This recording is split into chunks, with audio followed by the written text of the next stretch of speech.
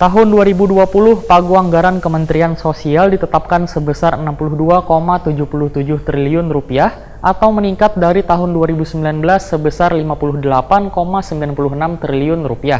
Dari pagu anggaran tersebut, Rp58,9 triliun atau sekitar 92,55%-nya dialokasikan untuk belanja bantuan sosial. Aturan ini telah ditindaklanjuti dengan penetapan peraturan teknis berupa Peraturan Menteri Sosial.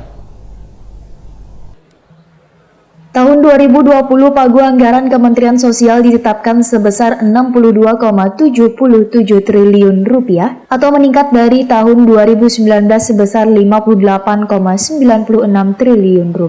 Dari pagu anggaran tersebut, Rp58,09 triliun atau sekitar 92,55%-nya dialokasikan untuk belanja bantuan sosial. Aturan ini telah ditindaklanjuti dengan penetapan peraturan teknis berupa Peraturan Menteri Sosial Nomor 9 Tahun 2018 tentang standar teknis pelayanan dasar pada standar pelayanan minimal bidang sosial di provinsi, kabupaten, dan kota. Sedangkan belanja bansos tersebut terbagi menjadi dua program prioritas nasional, yaitu Bansos Penerima Keluarga Harapan dan Bansos Kartu Sembako. Demikian dipadahkan Menteri Sosial Republik Indonesia Juliarti P. Batubara, Wairtakuni Prima TV di sela-sela kegiatan Bulan Bakti Kesetiakawanan Sosial Nasional di Provinsi Kalimantan Selatan di 0 km Jalan Jenderal Sudirman, Banjarmasin Tengah, Baisukan Kamis 19 Desember 2019.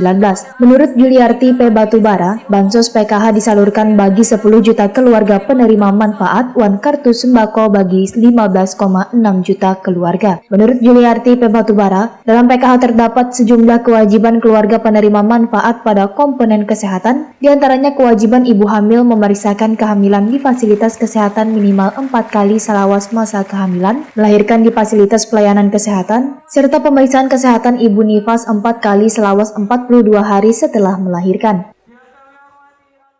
Ya memang itu tidak di domain Kementerian Sosial, tapi itu prinsipnya adalah untuk mendapatkan pelatihan secara gratis selama 3 bulan dan juga diberikan uang saku selama 3 bulan selama mengikuti pelatihan tersebut. Jadi pelatihan gratis di pelatihan-pelatihan yang diselenggarakan pemerintah atau BUMN atau swasta itu tidak perlu.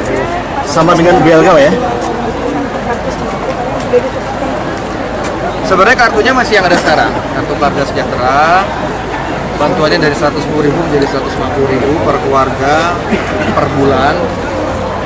Kalau dulu hanya beras dan telur, nanti akan kita tetapkan di luar itu ada, selain beras dan telur, itu ada daging ayam, kemudian ikan, kemudian kacang-kacangan seperti tempe. Sementara itu, Bansos PKH ini berdampak terhadap penurunan kasus stunting atau balita bertubuh pendek hingga mencapai 27% pada tahun 2018. Sedangkan pengadaan kartu sembako pada tahun 2020 merupakan pengembangan dari bantuan pangan.